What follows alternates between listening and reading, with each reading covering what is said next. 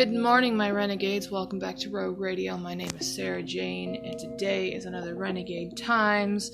This one's gonna be a regular one, so let's just jump in the trenches, shall we?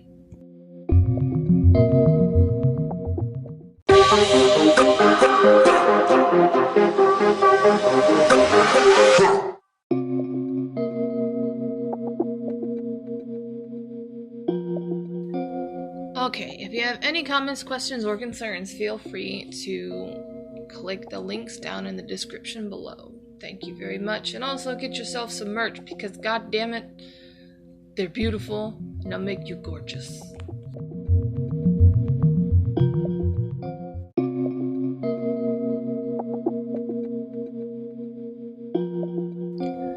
So, let's get into the politics. Apparently there's supposed to be a tornado and lemon-sized hail today. I'm just saying, pray for your fearless leader.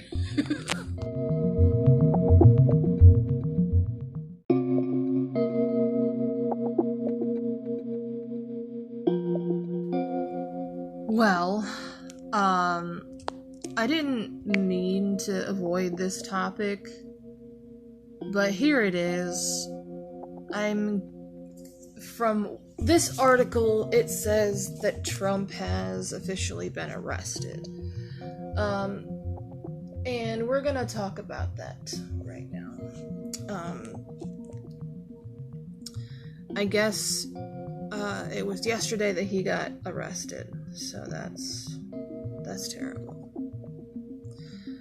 But the streets of Lower Manhattan buzzed with activity today ahead of former President Donald Trump's arraignment.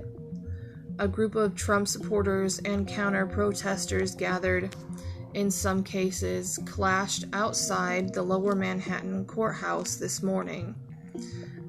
Journalists had been lined up outside the building since Monday night.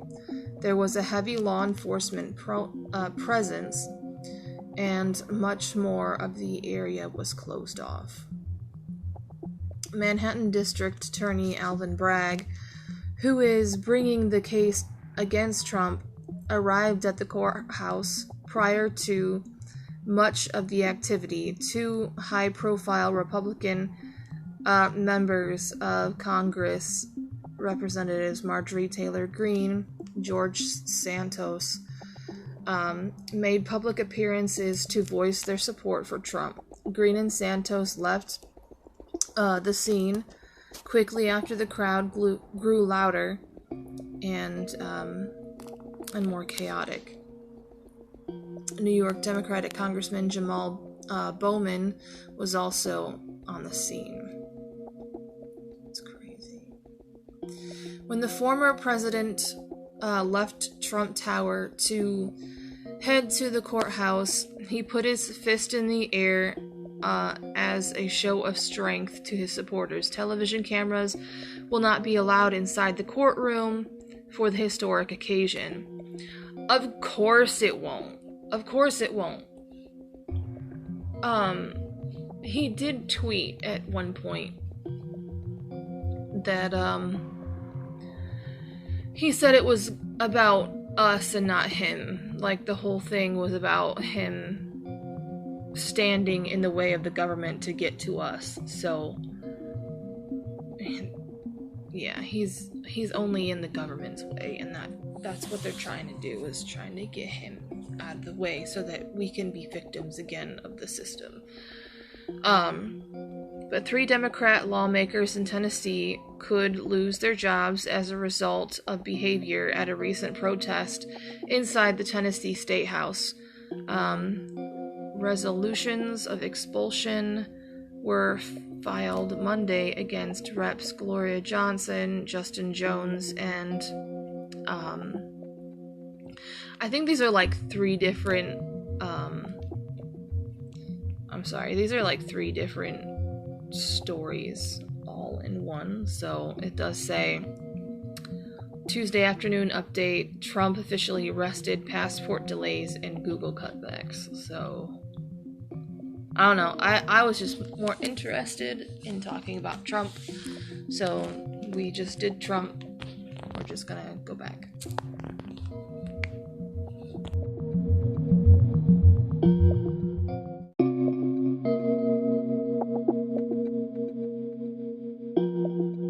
Okay, so,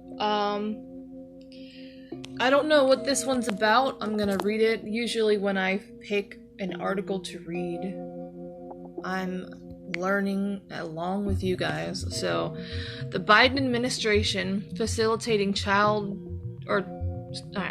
trafficking of child refugees to Florida grand jury charges. A Florida grand jury accused the Biden administration of facilitating the trafficking of child refugees after a 5-month investigation conducted at the request of Governor Ron DeSantis. The panel issued a scathing report, denounced the Biden administration and the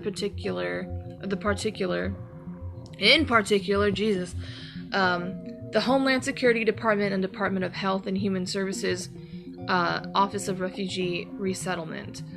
It disputed the ORR's claim. I've been getting a lot of scam calls lately. But it disputed the ORR's claim that child refugees were being cared for and reunited with their families. Yeah, sure. In reality, ORR is facilitating the forced migration, sale, abuse of foreign children, and some of our fellow Florida residents are, in some cases, unwittingly funding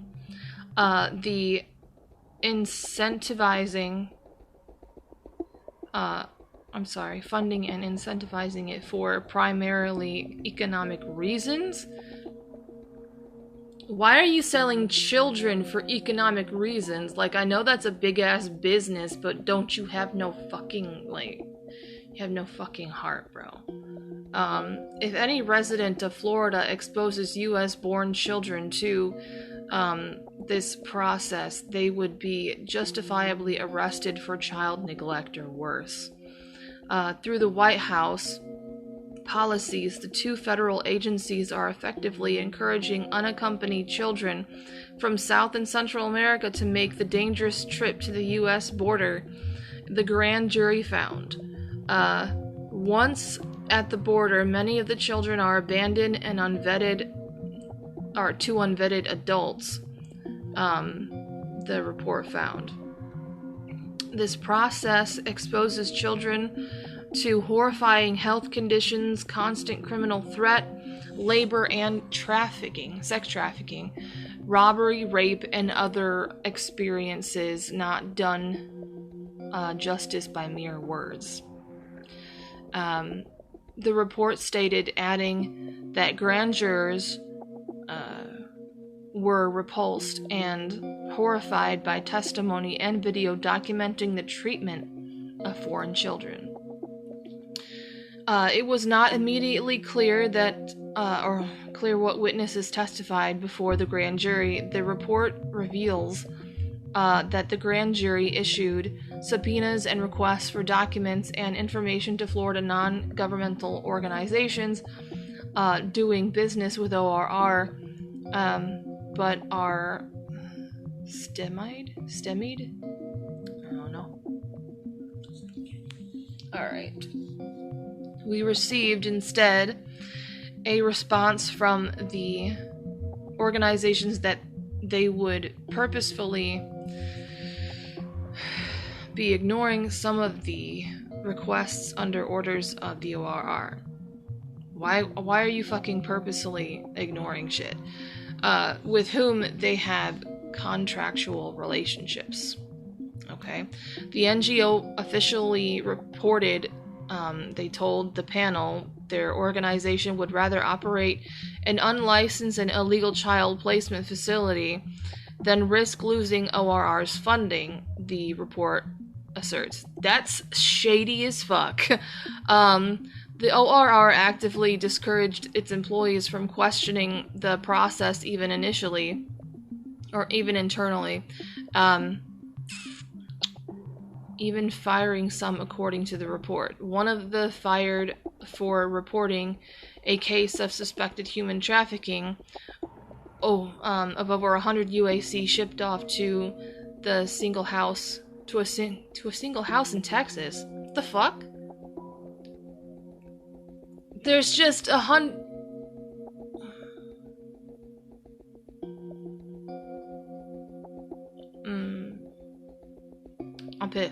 pissed. To a government hotline because her ORR superiors refused to investigate the matter, it said. No, this is a human trafficking problem. This is human trafficking. They're doing some shady shit. They're like, we got some refugees. You do realize that the government don't care. There's a lot of big businesses like the ORR that do not give a shit about people. If you go high enough up to the elite, they don't give a shit about you. There are people no smarter than you that don't give a shit about you. They would rather see you be treated like cattle. They will do horrifying things to children. They will rape, hunt, and kill them. They will cut off their limbs just to rape them. That way they don't fight back. They will drink their blood. All because of selfish gain. That's all it is. It's disgusting and it's wrong. And yeah, I don't give a shit if I say that. I don't give a shit if I expose that because it needs to be exposed. It's not just the government and politicians and celebrities that do this. It's also big businesses and organizations like this shit. Like this piece of shit.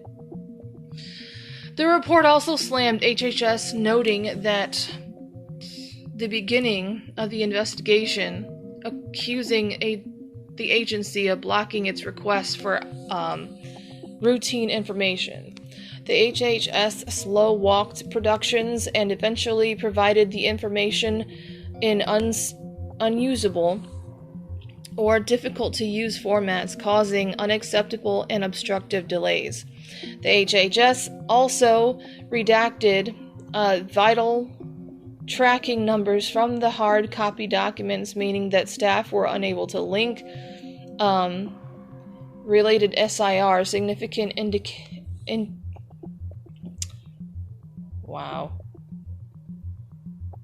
significant incident reports. Sorry.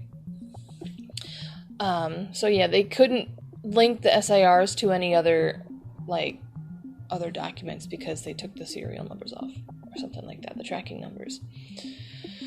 So, DeSantis called for the guard jury investigation. I'm dumb. I'm sorry. He called for the grand jury investigation amid reports the ORR was flying in illegal immigrants detained at the border.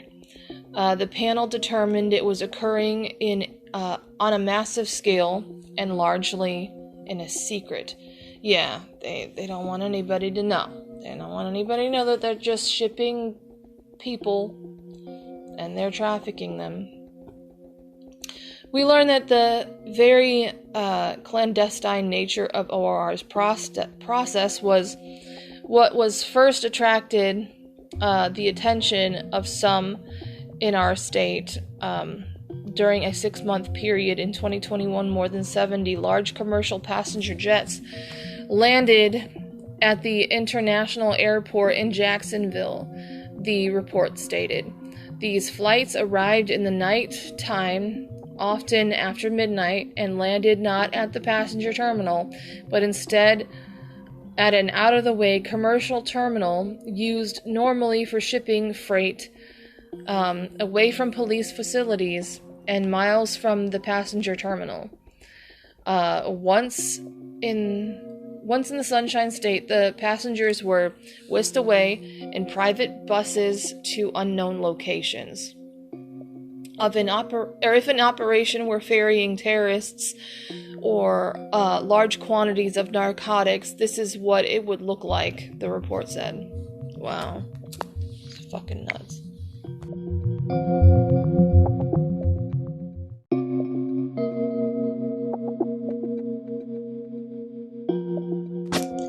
I don't support any type of transitioning, okay? I know that sounds cruel to some people, but I don't, and the reason is because of the safety of the people who want to transition is not always secured. It's not always an absolute, it's not always sure, so anybody who is transitioning or who is transgender, don't think that I hate you. I just care about your safety, because all of the transition, surgeries and stuff, all of it is experimental. There have been tons of people that have had many infections, skin infections, just internal infections that won't go away, all because they decided to transition, and now they have to deal with that problem with being transitioned, and they're not physically well. Well, apparently that is also correct with people who are not mentally well after they have transitioned, so we're going to get into that real quick.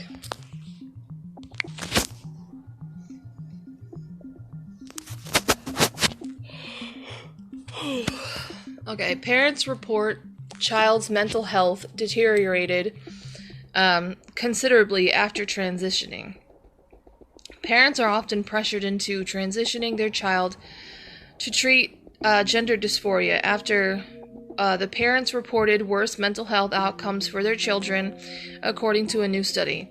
Northwestern University psychology professor Michael Bailey analyzed survey data from 1,655 parents of youth and young adult children who identified as the opposite sex or non-binary. The survey data was compiled by the anonymous support group Parents of Rapid Onset Gender Dysphoria Kids, an organization that collects horror stories from parents whose children struggled with gender dysphoria. The data collected came from families with children who began to identify as transgender between the ages of 11 and 21. Bailey's study found that gender dysphoria impacted girls much more than boys. 75% of gender dysphoric children are biological females. Girls were also much more likely to socially transition or more in order to match their gender identity. Match their gender identity. A history of mental health issues was defining a trait of most children who later struggled with gender dysphoria. I can't speak, I swear to God. Pre-existing mental health issues were common in youths, and these issues were more likely than those without them to the socially and medically transition, the study says. Parents reported that they had often felt pressured by clinicians to affirm their AYA child's new gender and support their transition. According to the parents' AYA children's mental health deteriorated considerably after social transition. Parents of ROGD kids say that the study backs up its assertions that one of the prime causes of gender dysphoria and transgender identification in young people is social contagion. I'm not sure how you say that word. I don't use that word on a daily basis. Girls are especially susceptible to suggestion and group think influenced by their social circles, the group says. These youth are most likely using gender dysphoria to describe general feelings of dysphoria that may have no other name for and do not understand. Transitioning will not help them. It can only cause irreversible harm and make things much worse, the group said in a press release touting the study. In a footnote to its release, parents of ROGD kids also knocked the Washington Post for an article the paper published last month, suggesting that transgender treatment led to happier outcomes from people who identify as transgender. On March 23rd, 2023, the Washington Post reported on a survey that found the majority of trans adults were happy they had transitioned. While they may feel that way on every question relating to mental health and social functioning, they rated themselves worse off than the total population survey, the group said. Most alarming, 78% of trans respondents reported that they had serious mental health issues as a child or teenager. These results support our conclusion transitioning does not improve social and emotional functioning, it added. Yeah. Unfortunately, sometimes adults and children, they end up getting traumatized, and sometimes that goes with the mental health problems that they were finding in this statistic. So I'm not going to say that all trans people experience the same thing. I'm not going to sit here and say that. But I am saying that the majority of people who choose to be transgender, who choose to go under the knife and become the gender that they believe that they are, a lot of the time there's some underlying trauma that's not being dealt with. And that's coming from a mental health recovery coach who has seen stuff like this already. They come into the center and they talk, and they're like, well, this is why, or this is the reason, and all of this stuff. And I'm just like, wow, okay, people need to hear about this. The reason why I believe that a lot of people who transition, like the reason why, whether they realize it or not, is because they don't feel loved. They don't feel loved in their biological skin, because they were different. They were probably wearing guys' clothes or girls' clothes at the time, and they didn't feel loved by their parents, or they didn't feel loved by their friends or accepted by their friends. So a lot of the time, they'll wonder why on earth they're feeling this way, and their conclusion, okay, like I said, I'm not going to assume everybody's story, but this is the majority. Not all, but a lot, okay? They decide, well, maybe I'll be happier in this gender, maybe I'll be happy as a girl or a boy, stuff like that.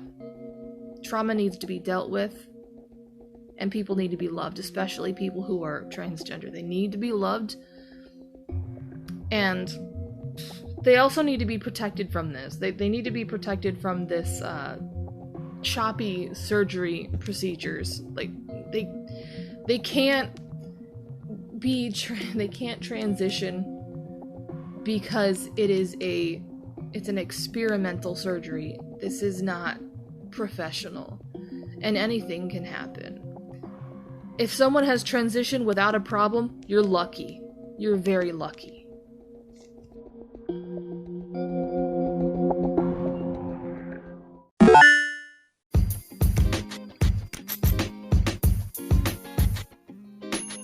Hello, my renegades. Want to make a podcast? Spotify's got a platform called Spotify for Podcasters, and it's all for free, and you can edit from your phone or computer all in one place. No matter what your setup looks like, you can start creating today.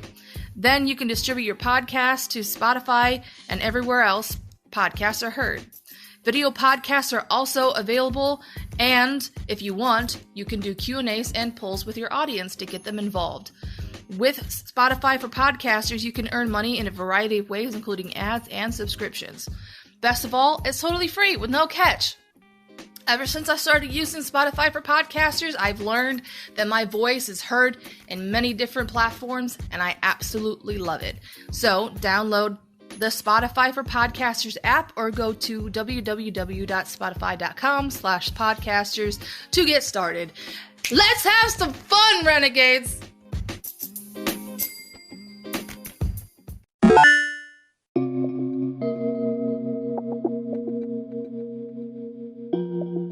I think it's time for a break.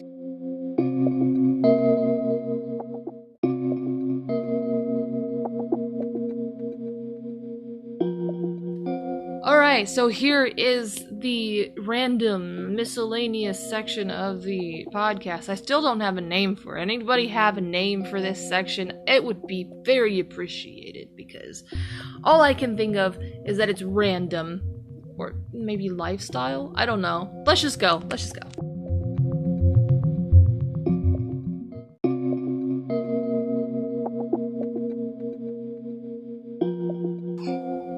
Okay.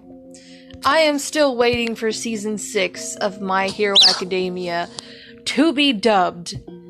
Me and my husband are on the edge of our seats. It's been happening to Deku and the rest of them. So, in order to hold me all over until all of the episodes are dubbed, which is going to take a very long time. It might not happen. It might not be finished until like this summer.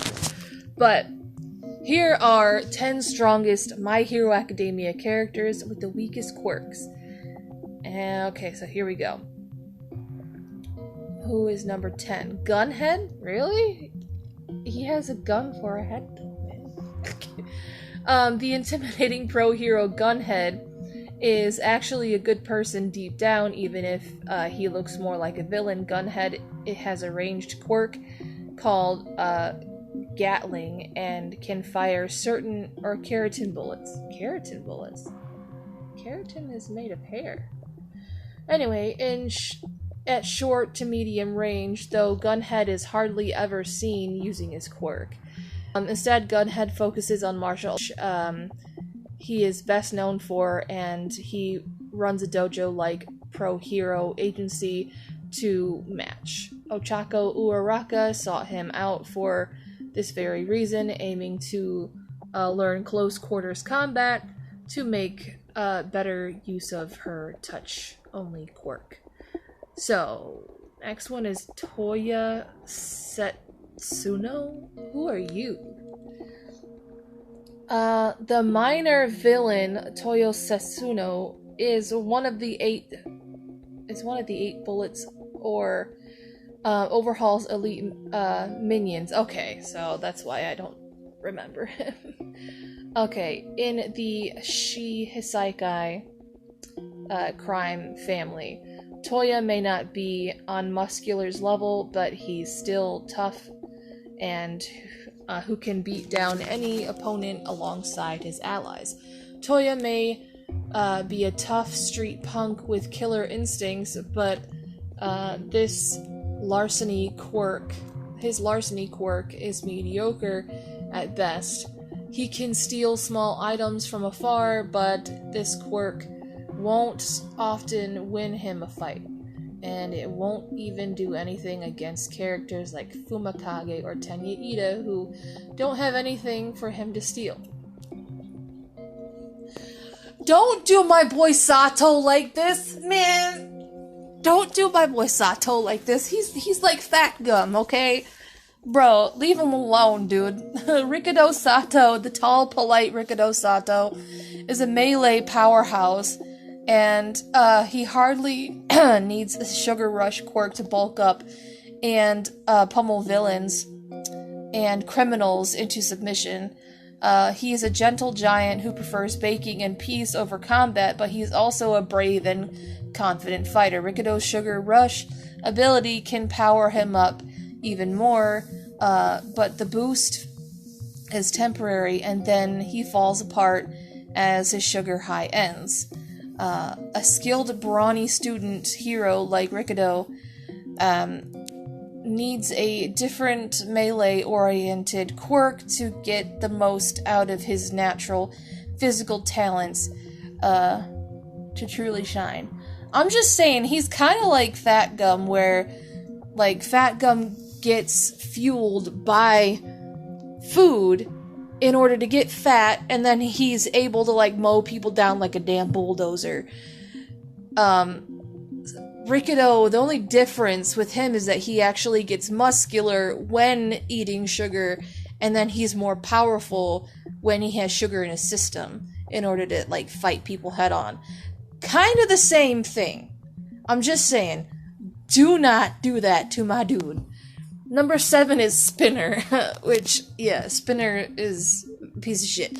Anyway, Spinner is a gecko-themed heteromorph. That's what they're called in this universe? Okay. And his quirk did far more to shape him as a person than as a fighter. Okay. Like many heteromorphs, Spinner faced a great deal of discrimination, which drove him to join the heroes so he would be accepted at last. He's a reptilian, that's what he is. Spinner is strong enough to be a major leader in the Paranormal Liberation Front, and he can even swing around oversized swords made of dozens of other weapons held together. That's impressive, but evidently Spinner doesn't owe any of his strength to his gecko-themed quirk. Number 6 is Big Sis Mags. Magna was one of the League of Villains' most brutal characters of all. The Wild Pussycats recognized her as a murderous criminal who can easily take lives just for fun, and even the formidable Tiger had a rough time facing Magna, okay, in a single combat. While Magna's quirk, magnetism, has its uses, but isn't Magna's primary asset, the quirk can draw people to the opposite sex this quirk can draw people of the opposite sex together or repel same-sex people, but Magna was never seen putting his quirk to really good use in the anime. Instead, Magna relies on her first and killer instincts to get the job done. I had never heard of something like that. Number 5 is Fourth Kind. So, this guy has 4 arms. Okay. The suit-wearing pro-hero Fourth Kind didn't make a good impression in the My Hero Academia's internship mini arc. Fourth Kind had a hot temper, even hit Ajiro and Tetsu on the head with his fists, and he only taught them to pick up litter in public spaces. Fourth Kind has 4 arms, thanks to his quirk, but that's not saying much. He's clearly strong, and who takes fitness seriously, and against ordinary criminals, having 4 fists is impressive. Against more substantial foes, though, his forearms quirk is seriously underwhelming. Number 4 is Tiger. Bro, okay, let me just tell you my opinion about Tiger. Why does this dude have to wear a damn dress? Like, if he wanted to be in the Wild Pussycats, he could have just wore pants. Why you gotta emasculate the dude, bro? Tiger is a powerhouse of Wild Pussycats pro-hero team, while the other 3 members rely entirely on their quirks to rescue people in mountain terrain. Tiger is a melee fighter who can easily take on One For All and survive. In fact, Tiger had nothing to fear from Izuku's usage of OFA in a practice duel. Tiger's Pilabody quirk allows him to bend and flex in odd ways in melee combat, which gives him the edge against other martial artists. It's a minor advantage, though it won't do much against more substantial quirks, nor does Pilabody do anything to support or protect anyone else. Mirio Togata, leave my man alone! I'm gonna get mad. I'm gonna get madder. if they keep, like, putting, like, UA students on here. I love all of them. But Mirio Togata, though sheer effort and experience turned his bizarre permeation quirk into a serious asset, which is why he is UA's #1 student on its own, though permeation offers few advantages and is difficult to master. So Mirio struggled with it for quite some time. Permeation is a double-edged sword because while it makes Mirio intangible for defense sake, it also shuts down his senses and makes him fall through both floor and his clothing. However, Mirio had the grit and skills needed to hone his body into a weapon, and that can make it better for permeation. So, number 2 is Ejiro, Mr. Tailman. I can understand why this one is kind of bad, like kind of powerless, so it's cool. Ejiro is often considered one of Class 1A's most underwhelming and forgettable students. He is a physically strong and skilled student hero who can use his tail quirk to move and fight like a beefed up monkey, but he hasn't made much progress that way. Ejiro may be fit and healthy, but his unimpressive tail quirk has done little to make him pro-hero material so far. At this point in the My Hero Academia anime, it's clear that Ejiro is doomed to be a footnote, an athletic boy with a quirk that won't let him be a real star. Well, I mean, he is a minor character, and I believe that in any show there has to be minor characters to make the universe feel a little bit more full. So, I mean, he's just a minor character. Why you put my son at #1, bro? Why you put my son at #1, you dick? Why did you put my son, Kirishima? That's my son. I'm proud of him. Now shut up. Leave him alone. Ejiro Kirishima is one of several Class 1A boys who has the manly spirit and physical stamina to be a real hero, but his quirk holds him back. To his credit, Ejiro found ways to make his hardening quirk more useful and relevant, but there's not much room left for further innovation or growth. Let's see, Ejiro's quirk makes him a decent melee fighter and a good human shield, but this is only helpful in niche cases. In all major fights, Ejiro's quirk is boring after all, and his physical toughness isn't enough for him to rival the likes of Itsuka Kendo or Izuku Midoriya or Tanya Ida. Man, shut the fuck up, man. My son is doing great. I'm proud of him. Leave him alone.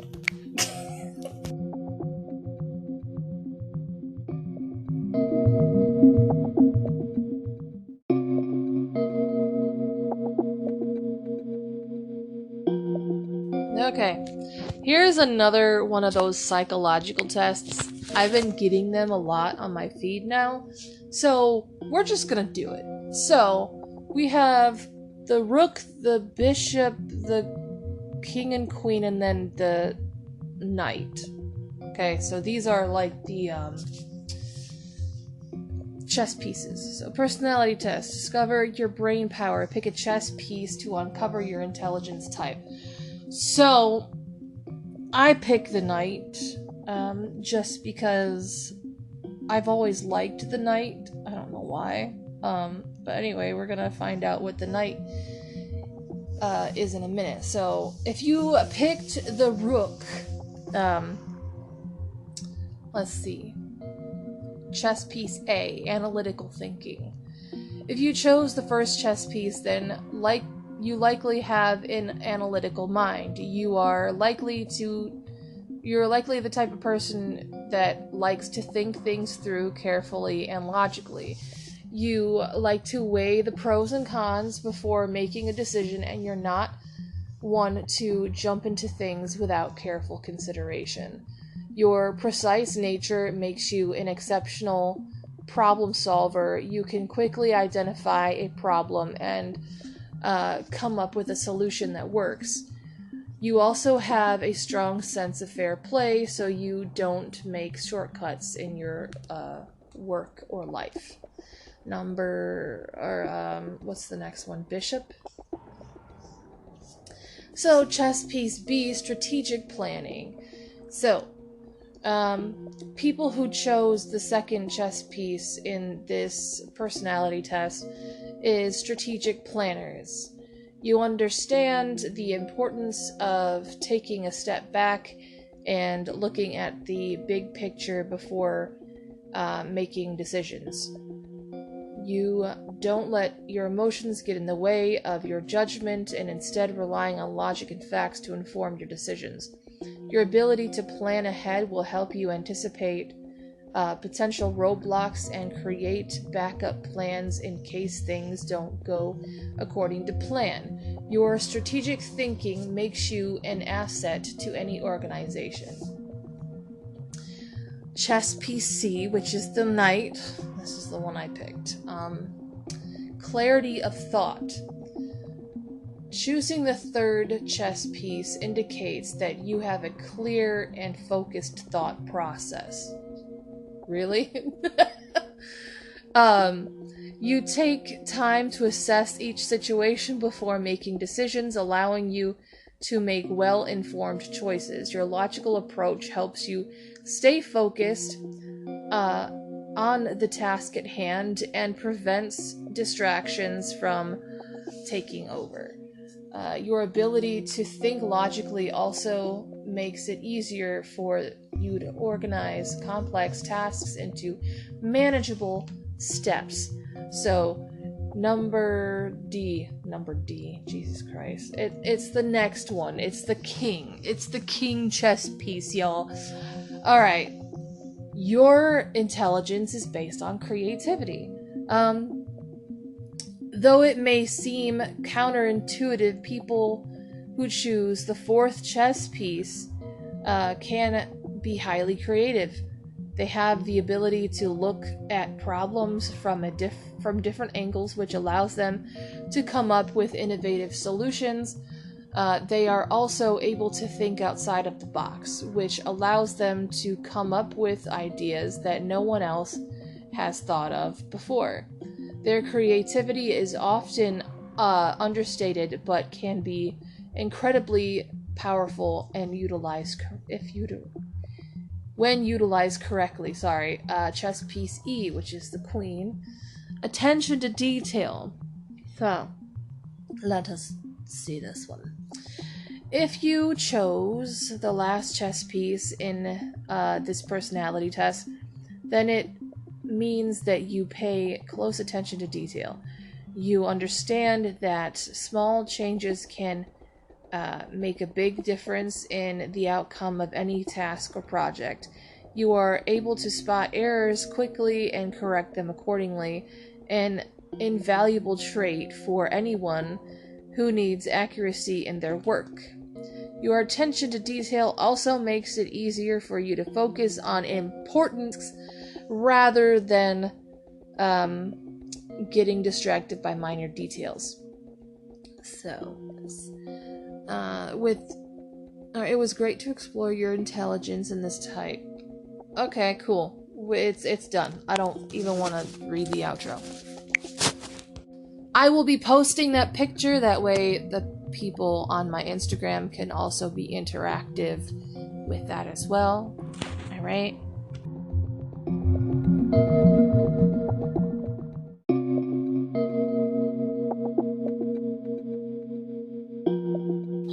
Well, okay.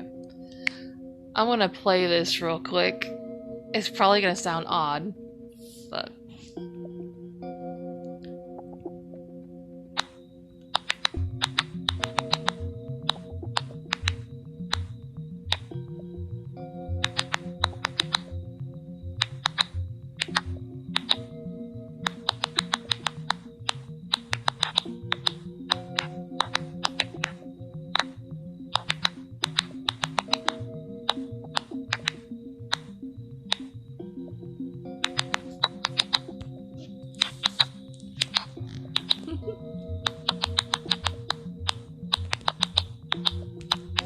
Okay, well, what you just heard is a scream from a plant. So plants really do scream out loud. We just never heard it until now. So it seems that Ronald Dahl may have been onto something after all. If you heard a plant, it screams. Well, sort of. Not in the same way that you or I might scream. They emit popping or clicking noises in ultrasonic frequencies outside the range of human hearing that increase when the plant becomes stressed. This, according to scientists, could be one of the ways in which plants communicate their distress to the world around them. Even in a quiet field, there are actually sounds that we don't hear, and those sounds carry information. There are animals that can hear these sounds, so there is the possibility that a lot of acoustic interaction is occurring, explains evolutionary biologist Liach Hadneh of Tel Aviv University in Israel. That's crazy. Because, like, I've talked about this before, how, like, I believe that, like, all creatures have some sort of, like, praise to God. Every living thing. It says in the Bible, like, let everything that has breath praise the Lord. Well, we do know that plants live, so they emit sound as praises to God. So I know that they're screaming right now, which is fine. I'm not saying that they scream in order to praise God. I'm saying that everything that has breath has their own frequency, has their own sound. And that's crazy. I love that. I love learning about stuff like this. But plants interact with insects and other animals all the time, and many of these organisms use sound for communication, so it would be very suboptimal,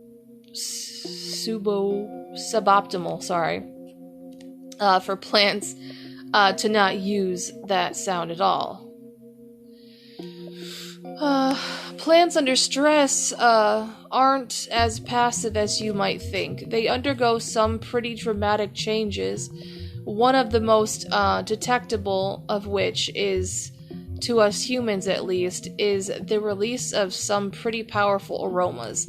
They can also alter the color and shape of their leaves or of their petals. So, I understand, yes. I remember, like, back in the day in 7th grade, we were actually talking about this subject. We were actually learning about this in biology, and they say that, like, when you mow the grass and that smell of, like, freshly mowed grass, that is the equivalent to the grass screaming in pain, because it's letting out, like, the most potent and the most potent scent out. These changes can signal danger to other plants nearby, in which in response boost their own defenses or interact animals to deal with the pests they may be harming the plant. So, however, whether plants emit other kinds of signals such as sounds has been fully explored. A few years ago, Hadneh and her colleagues found that plants can detect sound. The logical next question to ask was whether they can produce it too. To find out, they recorded a tomato and tobacco plants in a number of conditions. First, they recorded unstressed plants to get a baseline. Then they recorded plants that were dehydrated, the plants that had their stems cut.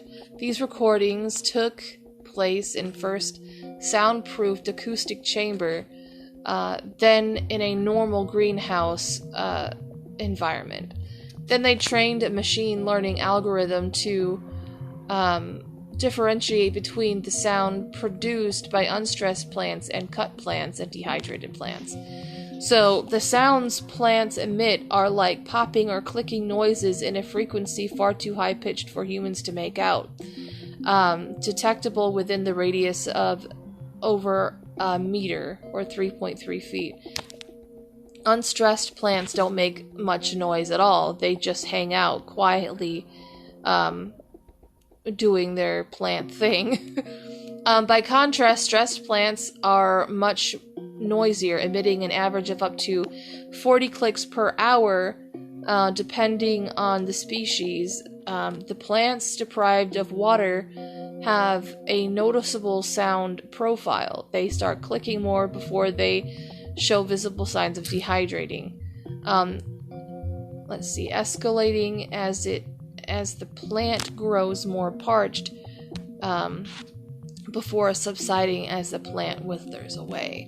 The algorithm was able to distinguish between these sounds as well as the species of plant that emitted them, and it's not just tomato and tobacco plants. The team tested a variety of plants and found that the sound production appears to be a pretty common plant activity. Wheat, corn, grapes, cactus, and hennebit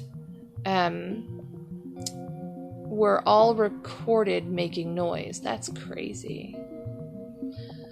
But there are still a few unknowns. For example, it's not clear how the sounds are being produced. In previous research, dehydrated plants have been found to experience cavitation, a process whereby air bubbles in the stem form, expand, and collapse. This is in like human knuckle cracking.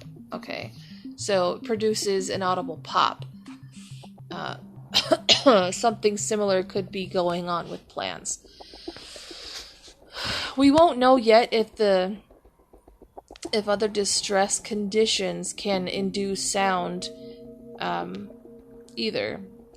Pathogens attack, UV exposure, temperature extremes, and other adverse conditions could also induce the plants to start popping away like bubble wrap. So it's also not clear whether sound production is an adaptive development in plants or if it is just something that happens. The team showed, however, that an algorithm can learn to identify and distinguish between plant sounds. It's certainly possible that other organisms could have done the same. In addition, these organisms could have learned to respond to the noise of distressed plants in various ways. And, for example, a moth that intends to lay eggs on a plant, or an animal that intends to eat a plant, could use the sounds to help guide their decision. Hadney says. Okay. For us humans, the implications are pretty clear. We could tune into the distress calls of thirsty plants and water them before it becomes an issue. But whether or not other plants are sensing and responding is unknown. Previous research works have shown that plants can increase their drought tolerance in response to sound, so it's certainly plausible, and this is where the team is pointing the next stage of their research. Now that we know that plants do emit sounds, the next question is who might be listening, Hadney says. We are currently investigating the responses of other organisms, both animals and plants, to these sounds, and we're also exploring our ability to identify and interpret the sounds in completely natural environments. Wow. It's amazing.